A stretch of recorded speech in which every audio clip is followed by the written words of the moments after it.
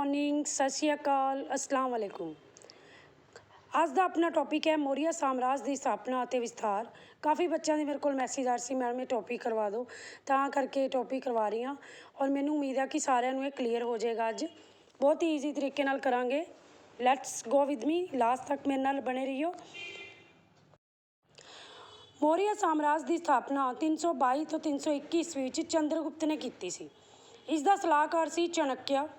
ਮੌਰੀਆ ਸਾਮਰਾਜ ਨੂੰ ਪਹਿਲਾ ਮਹਾਨ ਸਾਮਰਾਜ ਮੰਨਿਆ ਜਾਂਦਾ ਹੈ ਅਤੇ ਇਸ ਦੀ ਰਾਜਧਾਨੀ ਪਾਟਲੀਪੁੱਤਰ ਸੀ। ਜੇ ਆਪਾਂ ਦੇਖੀਏ, ਕਹਿੰਦੇ ਸਿਕੰਦਰ ਦੀ ਮੌਤ ਹੋ ਗਈ ਜਦੋਂ, ਤਾਂ ਚੰਦਰਗੁਪਤ ਨੇ ਪੰਜਾਬ 'ਤੇ ਹਮਲਾ ਕੀਤਾ 322 'ਚ ਅਤੇ ਪੰਜਾਬ 'ਤੇ ਆਪਣਾ ਕਬਜ਼ਾ ਕਰ ਲਿਆ। ਇਸ ਦੇ ਨਾਲ ਹੀ ਉਸਨੇ ਉੱਤਰੀ ਪੱਛਮੀ ਭਾਰਤ ਦੇ ਵੀ ਕੁਛ ਇਲਾਕੇ ਆਪਣੇ ਕਬਜ਼ੇ ਵਿੱਚ ਕਰ ਲਏ। ਉਸ ਟਾਈਮ ਦੇ ਉੱਤੇ ਮਗਧ ਇੱਕ ਪ੍ਰਫੁੱਲ ਰਾਜ ਸੀ। ਚਾਣਕਿਆ ਦੀ ਮਦਦ ਨਾਲ ਚੰਦਰਗੁਪਤ ਨੇ ਮਗਧ 'ਤੇ ਵੀ ਹਮਲਾ ਕੀਤਾ ਅਤੇ ਮਗਧ ਅਤੇ ਨੰਦ ਵੰਸ਼ ਨੂੰ ਖਤਮ ਕਰ ਦਿੱਤਾ ਅਤੇ ਮੌਰੀਆ ਸਾਮਰਾਜ ਦੀ ਸਥਾਪਨਾ ਕੀਤੀ। ਇਸ ਜਿੱਤ ਤੋਂ ਬਾਅਦ ਚੰਦਰਗੁਪਤ ਨੇ ਆਪਣੇ ਆਪ ਨੂੰ ਸੁਤੰਤਰ ਸ਼ਾਸਕ ਵੀ ਘੋਸ਼ਿਤ ਕੀਤਾ ਸੀ ਅਤੇ ਪਾਟਲੀਪੁੱਤਰ ਵਿੱਚ ਉਸਦਾ ਰਾਜ ਤਿਲਕ ਵੀ ਹੋਇਆ। ਇੰਪੋਰਟੈਂਟ ਪੁਆਇੰਟ ਸੀ, ਬਹੁਤ ਸਿੰਪਲ ਤਰੀਕੇ ਨਾਲ ਦੱਸਿਆ ਮੈਂ ਤੁਹਾਨੂੰ। ਨੈਕਸਟ ਹੈ ਸੈਲਿਊਕਸ ਦੀ ਹਾਰ। ਸੈਲਿਊਕਸ ਸਿਕੰਦਰ ਦਾ ਸੈਨਾਪਤੀ ਸੀ ਬੇਟਾ। ਸਿਕੰਦਰ ਦੀ ਮੌਤ ਤੋਂ ਬਾਅਦ ਉਸਨੇ ਆਪਣਾ ਰਾਜ ਸਥਾਪਿਤ ਕੀਤਾ। 305 ਈਸਵੀ ਵਿੱਚ ਭਾਰਤ 'ਤੇ ਹਮਲਾ ਕੀਤਾ। ਸੈਲਿਊਕਸ ਨੇ ਬਹਾਦਰੀ ਨਾਲ ਚੰਦਰਗੁਪਤ ਦਾ ਮੁਕਾਬਲਾ ਕੀਤਾ, ਪਰ ਚੰਦਰਗੁਪਤ ਤੋਂ ਸੈਲਿਊਕਸ ਹਾਰ ਗਿਆ, ਜਿਸ ਦੇ ਕਾਰਨ ਸੈਲਿਊਕਸ ਨੂੰ ਕਾਫੀ ਪ੍ਰਦੇਸ਼ ਹੈਰਾਤ, ਕੰਧਾਰ, ਬਲੋਚਿਸਤਾਨ ਚੰਦਰਗੁਪਤ ਨੂੰ ਦਿੱਤੇ।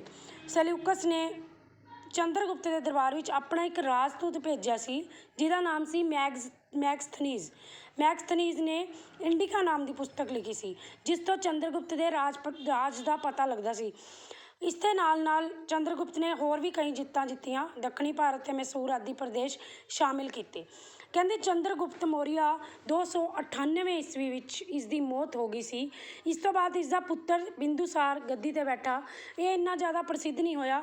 273 ਈਸਵੀ ਤੱਕ ਇਸਨੇ ਰਾਜ ਕੀਤਾ ਸੀ। ਬਿੰਦੂਸਾਰ ਦਾ ਪੁੱਤਰ ਸੀ ਅਸ਼ੋਕ। ਅਸ਼ੋਕ ਦਾ ਜਨਮ 302 ਈਸਵੀ ਵਿੱਚ ਹੋਇਆ ਸੀ ਅਤੇ 273 ਈਸਵੀ ਵਿੱਚ ਇਹ ਸਾਮਰਾਜ ਦਾ ਸਵਾਮੀ ਬਣਿਆ। ਜਿਵੇਂ ਕਿ ਤੁਹਾਨੂੰ ਕਾਊਂਟਿੰਗ ਤੇ BC ਸਿਖਾਈ ਸੀ ਮੈਂ। 269 ਈਸਵੀ ਵਿੱਚ ਇਸ ਦਾ ਰਾਜ ਤਿਲਕ ਹੋਇਆ ਸੀ। ਕਹਿੰਦੇ ਕਲਿੰਗ ਦਾ ਇੱਕ ਯੁੱਧ ਹੋਇਆ ਸੀ 261 ਈਸਵੀ ਵਿੱਚ। ਅਸ਼ੋਕ ਨੇ ਇਸ ਦੇ ਵਿੱਚ ਬਹੁਤ ਸਾਰੇ ਲੋਕਾਂ ਦੀ ਮੌਤ ਦੇਖ ਲਈ ਸੀ ਅਤੇ ਉਸ ਤੋਂ ਬਾਅਦ ਨਾ ਜਿਹੜਾ ਅਸ਼ੋਕ ਹੈ, ਉਸਦਾ ਜਿਹੜਾ ਮਨ ਹੈ ਪਿਘਲ ਗਿਆ ਸੀ। ਉਸਨੇ ਯੁੱਧ ਦੀ ਨੀਤੀ ਛੱਡਤੀ, ਯੁੱਧ ਕਰਨਾ ਹੀ ਬੰਦ ਕਰਤਾ। ਕਲਿੰਗ ਦਾ ਯੁੱਧ ਜਿਹੜਾ ਸੀ, ਉਸਨੇ ਅਸ਼ੋਕ 'ਤੇ ਬਹੁਤ ਜ਼ਿਆਦਾ ਪ੍ਰਭਾਵ ਪਾਇਆ ਅਤੇ ਉਸਨੇ ਯੁੱਧ ਕਰਨਾ ਛੱਡ ਕੇ ਬੁੱਧ ਧਰਮ ਅਪਣਾ ਲਿਆ ਸੀ ਅਤੇ ਲੋਕਾਂ ਦੀ ਭਲਾਈ ਦੇ ਕੰਮ ਸ਼ੁਰੂ ਕਰ ਦਿੱਤੇ ਸੀ। ਕੁਐਸਚਨ ਆਉਂਦਾ ਹੁੰਦਾ ਕਲਿੰਗ ਦਾ ਯੁੱਧ ਕਦੋਂ ਹੋਇਆ ਸੀ ਅਤੇ ਅਸ਼ੋਕ 'ਤੇ ਕੀ ਪ੍ਰਭਾਵ ਪਿਆ ਸੀ, ਤਾਂ ਯਾਦ ਰੱਖਣਾ ਤੁਸੀਂ। ਨੈਕਸਟ ਆਪਣੇ ਕੋਲ ਇਸ ਦਾ ਪ੍ਰਸ਼ਾਸਨਿਕ ਸੰਗਠਨ ਹੈ। ਕੇਂਦਰੀ ਸ਼ਾਸਨ ਸਮਰਾਟ ਰਾਜਾ ਨਿਰੰਕੁਸ਼ ਸੀ। ਜਨਪਦ ਦਾ ਆਦਰ ਕਰਦਾ ਸੀ, ਪਰ ਕਹਿੰਦੇ ਕੌਟਲਿਆ ਨੇ ਕਿਹਾ ਸੀ ਕਿ ਪ੍ਰਜਾ ਦੀ ਭਲਾਈ ਵਿੱਚ ਹੀ ਰਾਜਾ ਦੀ ਭਲਾਈ ਹੈ ਅਤੇ ਪ੍ਰਜਾ ਦੇ ਸੁੱਖ ਵਿੱਚ ਹੀ ਰਾਜਾ ਦਾ ਸੁੱਖ। ਮੰਤਰੀ ਪਰਿਸ਼ਦ ਦੇ ਵਿੱਚ ਜੇ ਦੇਖੀਏ ਤਾਂ ਕਾਫੀ ਮੰਤਰੀ ਸੀਗੇ। ਪ੍ਰਧਾਨ ਮੰਤਰੀ, ਸਮਾਹਰਤਾ, ਸਨਿਧਾਨਤਾ, ਦੰਡਪਾਲ, ਸੈਨਾਪਤੀ, ਕਈ ਹੋਰ ਅਧਿਕਾਰੀ ਵੀ ਸੀ। ਅਮਾਤਿਅਕ, ਰਾਜੁਕ, ਪ੍ਰਦੇਸ਼ਿਕ ਅਧਿਕਸ਼। ਜੇ ਆਪਾਂ ਇਹਦੇ ਪ੍ਰਾਂਤ ਸ਼ਾਸਨ ਦੀ ਗੱਲ ਕਰੀਏ ਤਾਂ 4 ਪ੍ਰਾਂਤਾਂ ਵਿੱਚ ਵੰਡਿਆ ਗਿਆ ਸੀ। ਮਗਧ ਪ੍ਰਾਂਤ, ਪੱਛਮੀ ਪ੍ਰਾਂਤ, ਠੀਕ ਹੈ, ਉੱਤਰ ਦੱਖਣੀ ਪ੍ਰਾਂਤ। ਪ੍ਰਾਂਤਕ ਸ਼ਾਸਨ ਦਾ ਮੁਖੀਆ ਕੁਮਾਰ ਅਖਵਾਉਂਦਾ ਸੀ ਅਤੇ ਇਹ ਪਦਵੀ ਅਕਸਰ ਰਾਜ ਘਰਾਣੇ ਦੇ ਕਿਸੇ ਵਿਅਕਤੀ ਕੋਲ ਹੀ ਹੁੰਦੀ ਸੀ। ਜ਼ਿਲ੍ਹਾ ਪ੍ਰਸ਼ਾਸਨ, ਜੇ ਆਪਾਂ ਇਹਦੇ ਜ਼ਿਲ੍ਹਿਆਂ ਦੀ ਗੱਲ ਕਰੀਏ ਤਾਂ ਜ਼ਿਲ੍ਹਿਆਂ ਨੂੰ ਜਨਪਦ ਕਿਹਾ ਜਾਂਦਾ ਸੀ। ਨਗਰ ਪ੍ਰਸ਼ਾਸਨ ਦਾ ਪ੍ਰਬੰਧ ਨਗਰ ਪ੍ਰਧਾਨ ਦੇ ਅਧੀਨ ਸੀ। ਸੈਨਿਕ ਸੰਗਠਨ ਦੇ ਵਿੱਚ ਪੈਦਲ, ਘੋੜਸਵਾਰ, ਹਾਥੀ, ਰੱਥ ਆਦਿ ਸ਼ਾਮਿਲ ਸੀ। ਨਿਆਂ ਵਿਵਸਥਾ ਵਿੱਚ ਰਾਜਾ ਸਰਵਉੱਚ ਜੱਜ ਹੁੰਦਾ ਸੀ।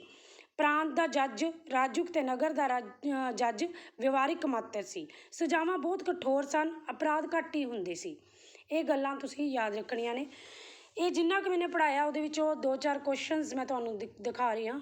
ਮੌਰੀਆ ਸਾਮਰਾਜ ਦੀ ਸਥਾਪਨਾ ਕਿਸਨੇ ਕੀਤੀ, ਕਦੋਂ ਹੋਈ, ਇਹਦਾ ਸਲਾਹਕਾਰ ਕੌਣ ਸੀ, ਚਾਣਕਿਆ ਨੇ ਕਿਹੜੀ ਪੁਸਤਕ ਲਿਖੀ, ਚੰਦਰਗੁਪਤ ਮੌਰੀਆ ਦੇ ਟਾਈਮ ਕਿਹੜਾ ਯੂਨਾਨੀ ਸ਼ਾਸਕ ਆਇਆ ਸੀ, ਸੈਲਿਊਕਸ ਨੇ ਵੀ ਆਪਣਾ ਇੱਕ ਰਾਜਦੂਤ ਰੱਖਿਆ ਸੀ, ਭੇਜਿਆ ਸੀ ਅਤੇ ਮੈਗਸਥਨੀਜ਼, ਉਹ ਵੀ ਯਾਦ ਰੱਖਣਾ। ਅਤੇ ਚੰਦਰਗੁਪਤ ਦੀ ਰਾਜਧਾਨੀ ਕਿਹੜੀ ਸੀ, ਪਾਟਲੀਪੁੱਤਰ। ਹੁਣ ਆਪਾਂ ਦੇਖਾਂਗੇ ਮੌਰੀਆ ਸ਼ਾਸਨ ਕਾਲ ਦੌਰਾਨ ਸਮਾਜਿਕ ਤੇ ਸੰਸਕ੍ਰਿਤ ਵਿਵਸਥਾ। ਮੌਰੀਆ ਸ਼ਾਸਨ ਦੀ ਸਮਾਜਿਕ ਤੇ ਸੰਸਕ੍ਰਿਤ ਵਿਵਸਥਾ ਬਹੁਤ ਜ਼ਿਆਦਾ ਚੰਗੀ ਸੀ। ਦਾਜ ਪ੍ਰਥਾ, ਸਤੀ ਪ੍ਰਥਾ, ਕੁੜੀਆਂ ਨੂੰ ਮਤਲਬ ਮਾਰ ਦਿੱਤਾ ਜਾਂਦਾ ਸੀ, ਹੈ ਨਾ, ਭਰੂਣ ਹੱਤਿਆ ਵਗੈਰਾ, ਇਹ ਸਭ ਸਮਾਜ ਵਿੱਚ ਨਹੀਂ ਸੀ। ਆ ਜਾਓ ਆਪਾਂ ਸਭ ਤੋਂ ਪਹਿਲਾਂ ਵਿਦਿਆਰਥੀਆਂ ਦੀ ਸਮਾਜਿਕ ਅਵਸਥਾ ਦੇਖਦੇ ਹਾਂ।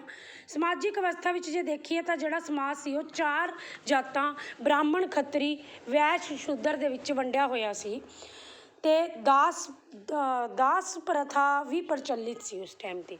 ਇਹ ਥੋੜ੍ਹਾ ਪੁਆਇੰਟ ਇਹਨਾਂ ਦਾ ਤੁਸੀਂ ਯਾਦ ਕਰਨਾ ਇਹਨਾਂ ਦਾ। ਜੇ ਆਪਾਂ ਮੈਗਨੀਥੀਸ ਦੀ ਇੰਡਿਕਾ ਦੇਖਦੇ ਹਾਂ ਤਾਂ ਜਿਹੜਾ ਸਮਾਜ ਸੀ ਉਹ 7 ਵਰਗਾਂ ਵਿੱਚ ਵੰਡਿਆ ਗਿਆ ਸੀ। ਅਤੇ ਉਸ ਟਾਈਮ 'ਤੇ ਜਿਹੜੇ ਕੱਪੜੇ, ਭੋਜਨ ਅਤੇ ਕੱਪੜਿਆਂ ਦੀ ਗੱਲ ਕਰੀਏ, ਭੋਜਨ ਦੇ ਵਿੱਚ ਚਾਵਲ, ਦੁੱਧ, ਮਾਸ। ਇਸਤਰੀਆਂ ਦੀ ਸਥਿਤੀ ਮੌਰੀਆ ਸਮਾਜ ਵਿੱਚ ਬਹੁਤ ਵਧੀਆ ਸੀ, ਉੱਚਾ ਦਰਜਾ ਸੀ ਉਹਨਾਂ ਦਾ। ਮਨੋਰੰਜਨ ਦੇ ਕੀ ਸਾਧਨ ਸਨ? ਰੱਥ ਦੌੜ, ਘੋੜ ਦੌੜ, ਹਾਥੀਆਂ ਦੇ ਸਾਂਡਾਂ ਦੇ ਯੁੱਧ। ਅਤੇ ਲੋਕਾਂ ਦਾ ਜਿਹੜਾ ਨੈਤਿਕ ਪੱਧਰ ਸੀ ਉਹ ਵੀ ਬਹੁਤ ਉੱਚਾ ਸੀ। ਨੈਤਿਕ ਪੱਧਰ ਦਾ ਮਤਲਬ ਹੈ ਜਿਹੜੀ ਉਹਨਾਂ ਦੀ ਸੋਚ ਸੀ ਉਹ ਵੀ ਬਹੁਤ ਵਧੀਆ ਸੀ। ਆਰਥਿਕ ਅਵਸਥਾ ਵਿੱਚ ਖੇਤੀ ਅਤੇ ਪਸ਼ੂ ਪਾਲਣ, ਮਤਲਬ ਕਿ ਉਹ ਖੇਤੀਬਾੜੀ ਕਰਦੇ ਸਨ। ਮੈਗਨੀਥੀਸ ਨੇ ਦੱਸਿਆ ਕਿ ਭੂਮੀ ਕਰ ਉਪਜ ਦਾ 1/4 ਹਿੱਸਾ ਸੀ। ਇੱਕ ਕੁਐਸਚਨ ਇਹਦੇ ਵਿੱਚ ਹੋਰ ਬਣਦਾ ਹੈ ਕਿ ਚੰਦਰਗੁਪਤ ਮੌਰੀਆ ਦੁਆਰਾ ਸੁਦਰਸ਼ਨ ਝੀਲ ਦਾ ਨਿਰਮਾਣ ਵੀ ਕਰਾਇਆ ਗਿਆ ਸੀ। ਭਿੰਨ ਉਦਯੋਗਿਕ ਧੰਦੇ ਵੀ ਸਨ। ਸੂਤੀ, ਉੱਨੀ, ਰੇਸ਼ਮੀ, ਤਿੰਨੋਂ ਤਰ੍ਹਾਂ ਦਾ ਕੱਪੜਾ ਬੁਣਿਆ ਜਾਂਦਾ ਸੀ। ਗਹਿਣੇ ਬਣਾਉਣਾ, ਹਥਿਆਰ ਬਣਾਉਣਾ, ਮਿੱਟੀ ਦੇ ਬਰਤਨ ਬਣਾਉਣਾ, ਕਿਸ਼ਤੀ ਅਤੇ ਜਹਾਜ਼ ਜਹਾਜ਼ੀ ਦਾ ਨਿਰਮਾਣ ਕਰਨਾ, ਇਸ ਤਰ੍ਹਾਂ ਦੇ ਧੰਦੇ ਵੀ ਮੌਜੂਦ ਸਨ। ਵਪਾਰ ਅਤੇ ਵਣਜ ਦੇ ਵਿੱਚ ਜੇ ਆਪਾਂ ਦੇਖਦੇ ਹਾਂ, ਮੌਰੀਆ ਕਾਲ ਵਿੱਚ ਭਾਰਤ ਵਿੱਚ ਅੰਦਰੂਨੀ ਅਤੇ ਬਾਹਰੀ ਵਪਾਰ ਬਹੁਤ ਉੱਨਤ ਰਿਹਾ ਹੈ। ਜੇ ਆਪਾਂ ਇਹਦੇ ਅੰਦਰੂਨੀ ਵਪਾਰ ਦੀ ਗੱਲ ਕਰੀਏ, ਅੰਦਰੂਨੀ ਵਪਾਰ ਸੜਕ ਮਾਰਗ ਰਾਹੀਂ, ਬਾਹਰੀ ਵਪਾਰ ਜਲ ਮਾਰਗ ਰਾਹੀਂ ਹੁੰਦਾ ਸੀ। ਅਤੇ ਰਾਜਧਾਨੀ ਪਾਟਲੀਪੁੱਤਰ ਹੀ ਸੀ। ਮੁਦਰਾ ਦੀ ਗੱਲ ਕਰੀਏ ਤਾਂ ਮੌਰੀਆ ਕਾਲ ਵਿੱਚ ਵਪਾਰ ਦੇ ਆਦਾਨ ਪ੍ਰਦਾਨ ਲਈ ਸੋਨੇ, ਚਾਂਦੀ, ਤਾਂਬੇ 2 ਸਿੱਕਿਆਂ ਦਾ ਪ੍ਰਯੋਗ ਕੀਤਾ ਜਾਂਦਾ ਸੀ। ਸੋਨੇ ਦੇ ਸਿੱਕਿਆਂ ਨੂੰ ਸਵਰਨ, ਚਾਂਦੀ ਦੇ ਸਿੱਕਿਆਂ ਨੂੰ ਪਣ ਕਿਹਾ ਜਾਂਦਾ ਸੀ, ਤਾਂਬੇ ਦੇ ਸਿੱਕਿਆਂ ਨੂੰ ਮਾਸਕ। ਬਹੁਤ ਹੀ ਇੰਪੋਰਟੈਂਟ ਕੁਐਸਚਨ ਹੈ ਕਿ ਮੌਰੀਆ ਕਾਲ ਵਿੱਚ ਸੋਨੇ ਦੇ ਸਿੱਕਿਆਂ ਨੂੰ ਕੀ ਕਿਹਾ ਜਾਂਦਾ ਸੀ, ਚਾਂਦੀ ਦੇ ਸਿੱਕਿਆਂ ਨੂੰ ਕੀ ਕਿਹਾ ਜਾਂਦਾ ਸੀ, ਤਾਂਬੇ ਦੇ ਸਿੱਕਿਆਂ ਨੂੰ ਕੀ ਕਿਹਾ ਜਾਂਦਾ ਸੀ। ਇਸ ਤੋਂ ਬਾਅਦ ਇਹਦੀ ਸਾਹਿਤ ਅਤੇ ਕਲਾ ਨੂੰ ਦੇਖੀਏ। ਮੌਰੀਆ ਕਾਲ ਵਿੱਚ ਭਾਰਤ ਵਿੱਚ ਮੁੱਖ ਤੌਰ 'ਤੇ 2 ਭਾਸ਼ਾਵਾਂ ਪ੍ਰਚਲਿਤ ਸਨ, ਸੰਸਕ੍ਰਿਤਿਕ ਅਤੇ ਪਾਲੀ। ਕਲਾ ਦੀ ਜੇ ਗੱਲ ਕਰੀਏ, ਮੌਰੀਆ ਕਾਲ ਵਿੱਚ ਕਲਾ ਦਾ ਬਹੁਤ ਵਿਕਾਸ ਹੋਇਆ। ਚੰਦਰਗੁਪਤ ਦੇ ਕਾਲ ਵਿੱਚ ਕਲਾਕ੍ਰਿਤੀਆਂ, ਇੱਟਾਂ ਅਤੇ ਲੱਕੜ ਦਾ ਪ੍ਰਯੋਗ ਹੁੰਦਾ ਰਿਹਾ। ਪੱਥਰ ਦਾ ਪ੍ਰਯੋਗ ਵੀ ਹੋਣ ਲੱਗ ਗਿਆ ਸੀ। ਨਵੇਂ ਨਗਰਾਂ ਦਾ ਨਿਰਮਾਣ, ਸ਼੍ਰੀਨਗਰ, ਲਲਿਤਾਪਟਨ ਨਗਰਾਂ ਦਾ ਨਿਰਮਾਣ ਹੋਇਆ। ਰਾਜ ਤਰੰਗਣੀ ਦੇ ਲੇਖਕ ਕਲਹਣ ਦੇ ਅਨੁਸਾਰ ਕਸ਼ਮੀਰ ਦੀ ਰਾਜਧਾਨੀ ਸ਼੍ਰੀਨਗਰ ਦਾ ਨਿਰਮਾਣ ਅਸ਼ੋਕ ਨੇ ਹੀ ਕਰਵਾਇਆ ਸੀ। ਦੇਖੋ ਕਿੰਨਾ ਵਧੀਆ ਕੁਐਸਚਨ ਹੈ ਕਿ ਸ਼੍ਰੀਨਗਰ ਦਾ ਨਿਰਮਾਣ ਕਿਸ ਨੇ ਕਰਵਾਇਆ ਸੀ। ਇਹ ਕਲਹਣ ਰਾਜ ਤਰੰਗਣੀ ਦਾ ਕੋਈ ਲੇਖਕ ਸੀ, ਕਲਹਣ ਉਹਦੇ ਵਿਚਾਰ ਨੇ। ਸ਼ਿਲਪ ਕਲਾ ਦੀ ਜੇ ਗੱਲ ਕਰੀਏ, ਮੌਰੀਆ ਕਾਲ ਵਿੱਚ ਸ਼ਿਲਪ ਕਲਾ ਵੀ ਉੱਨਤ ਸੀ। ਪਸ਼ੂ ਪੰਛੀਆਂ, ਸੁੰਦਰ ਆਕ੍ਰਿਤੀਆਂ ਦੇ ਸਤੰਭ ਬਣਾਏ ਗਏ, ਮਤਲਬ ਜਿਹੜੇ ਸਤੰਭ ਬਣੇ ਉਹਨਾਂ 'ਤੇ ਆਕ੍ਰਿਤੀਆਂ ਬਣੀਆਂ ਪਸ਼ੂ ਪੰਛੀਆਂ ਦੀਆਂ। ਮੌਰੀਆ ਕਾਲ ਵਿੱਚ ਸਾਰਨਾਥ ਦਾ ਸਤੰਭ ਆਪਣੀ ਉੱਤਮ ਕਲਾ ਦਾ ਨਮੂਨਾ ਹੈ। ਇਹ ਇਸ ਟਾਈਪ 'ਤੇ ਤੁਹਾਨੂੰ ਦਿਖਾਏ ਵੀ ਗਏ ਨੇ। ਠੀਕ ਹੈ ਬੇਟਾ। ਨੈਕਸਟ ਹੈ ਪਾਲਿਸ਼ ਕਰਨ ਦੀ ਕਲਾ ਵੀ ਬਹੁਤ ਵਧੀਆ ਸੀ। ਇੰਜੀਨੀਅਰਿੰਗ ਕਲਾ ਅਤੇ ਗੁਫਾਵਾਂ ਵੀ ਬਹੁਤ ਹੀ ਵਧੀਆ ਸੀ ਮੌਰੀਆ ਕਾਲ ਦੇ ਵਿੱਚ। ਅਸ਼ੋਕ ਦੇ ਸਾਰੇ ਹੀ ਸਤੰਭ ਸੀ ਜਿਹੜੇ ਪੱਥਰ ਦੇ ਇੱਕ ਟੁਕੜੇ ਨੂੰ ਕੱਟ ਕੇ ਬਣਾਏ ਗਏ ਸਨ। ਜੇ ਆਪਾਂ ਹੁਣ ਇਹਦਾ ਸਿੱਟਾ ਕੱਢੀਏ ਤਾਂ ਮੌਰੀਆ ਕਾਲ ਵਿੱਚ ਜਿਹੜੀ ਨਾ ਸਿਰਫ ਖੇਤੀਬਾੜੀ, ਉਦਯੋਗਿਕ ਧੰਦੇ ਹੀ ਵਧੀਆ ਨਹੀਂ ਸਨ, ਵਪਾਰ, ਵਣਜ, ਸਾਹਿਤ, ਕਲਾ ਸਾਰਾ ਕੁਛ ਹੀ ਓਵਰਆਲ ਬਹੁਤ ਪ੍ਰਸਿੱਧ ਸੀ। ਇਸ ਲਈ ਮੌਰੀਆ ਕਾਲ ਆਪਣੇ ਕੌਸ਼ਲ ਕਰਕੇ ਸੰਸਾਰ ਭਰ ਵਿੱਚ ਪ੍ਰਸਿੱਧ ਹੈ। End of this topic. ਇਹਦੇ ਨਾਲ ਰਿਲੇਟਡ 1 ਅੰਕ ਵਾਲੇ ਕੁਐਸਚਨਸ ਨੇ, 3 ਅੰਕ ਵਾਲੇ ਕੁਐਸਚਨਸ ਨੇ, 6 ਅੰਕਾਂ ਵਾਲੇ ਕੁਐਸਚਨਸ ਨੇ। ਆਈ ਹੋਪ ਤੁਹਾਨੂੰ ਇਹ ਟੋਪਿਕ ਕਲੀਅਰ ਹੋ ਗਿਆ ਹੋਣਾ। ਵੀਡੀਓ ਨੂੰ ਤੁਸੀਂ ਦੁਬਾਰਾ ਦੇਖ ਲਿਓ। ਜੇ ਤੁਹਾਨੂੰ ਪਸੰਦ ਆਈ ਹੈ ਲਾਈਕ ਕਰੋ, ਕਮੈਂਟ ਕਰੋ ਤਾਂ ਜੋ ਮੈਨੂੰ ਪਤਾ ਲੱਗੇ ਕਿ ਤੁਹਾਨੂੰ ਵੀਡੀਓ ਕਿਸ ਤਰ੍ਹਾਂ ਲੱਗੀ ਹੈ। ਸਬਸਕ੍ਰਾਈਬ ਕਰੋ ਚੈਨਲ ਨੂੰ। Have a nice day.